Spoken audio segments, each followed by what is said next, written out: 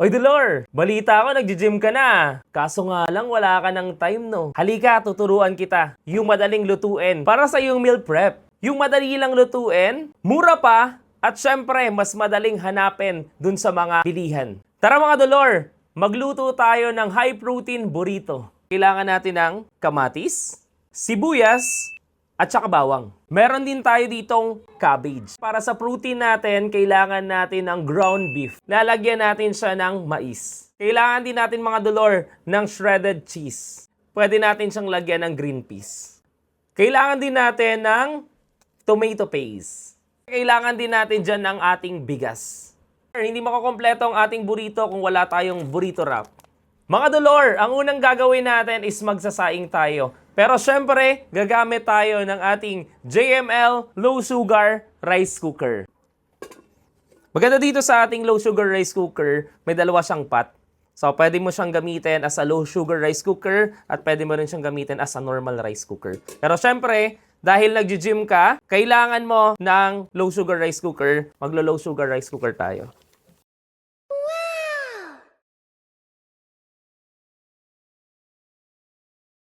Yung mga Dolor, nahugasan na natin yung bigas. Pwede na natin siyang isalang sa ating low sugar rice cooker. Yes.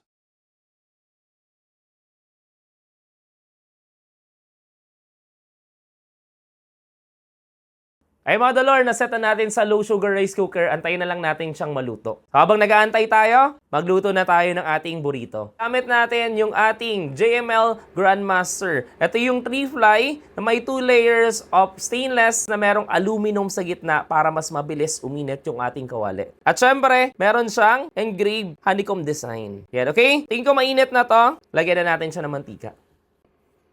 Konti lang. Ang maganda dito sa ating JML Grandmaster, kahit onting mantika lang, okay na yan. Simulan na natin yung pagigisa. Lagay muna natin yung ating sibuyas. Kalahati lang kasi mamaya gusto natin yung ibang sibuyas, raw natin ilalagay.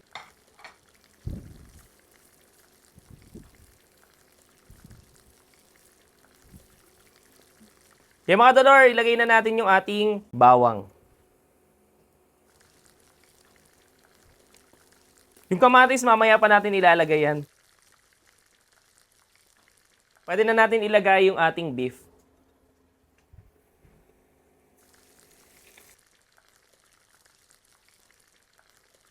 Eh mga Dolor, halu-haluin mo lang. Lagyan na natin ng seasoning yan.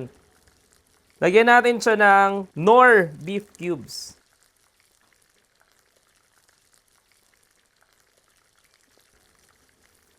Lagyan natin ng paminta. Lagyan na natin yung tomato paste natin.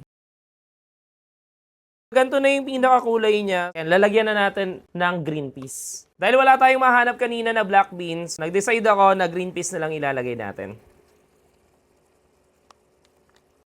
Dolor, kung wala kayong mahanap na black beans, pwede naman kayong mag-replace ng green peas. Pero mas maganda pag sa green peas, isabay nyo na dun sa pagluto ng ating beef. Ay mga Dolor, patuyuin na yung ating beef. Pwede na natin siyang iset aside para mamaya ilalagay natin sa ating burrito wrapper. Yung mga Dolor, initin na natin yung ating burrito wrapper. Lagyan na natin sa ating JML Grandmaster frying pan. Mga Dolor, saglit lang to .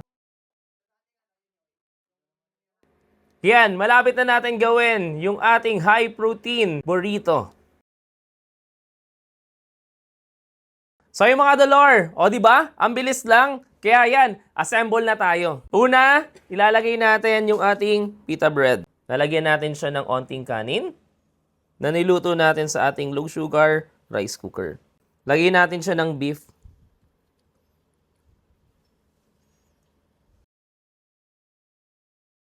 Siyempre, lagyan natin yan ng mais, kamatis. Ito optional kung gusto mo yung pinaka sibuyas is raw. Wow.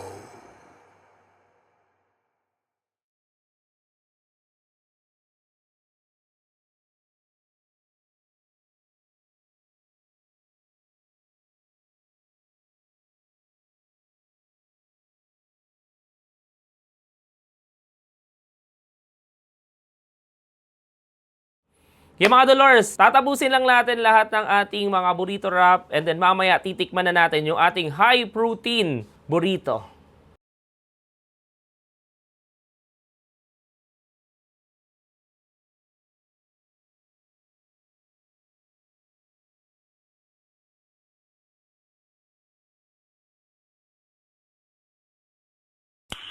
Nice.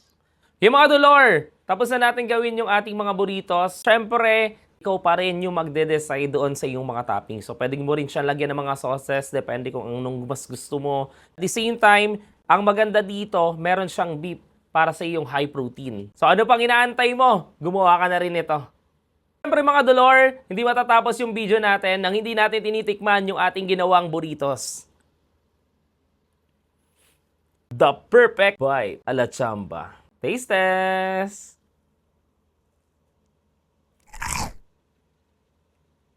Yummy! Sabi naman sa inyo, Dolor, gawin nyo na to. Ang sarap ng ating special high protein burritos. Kaya kung ako sa inyo, gawa ka na ng ating burritos a la Chamba.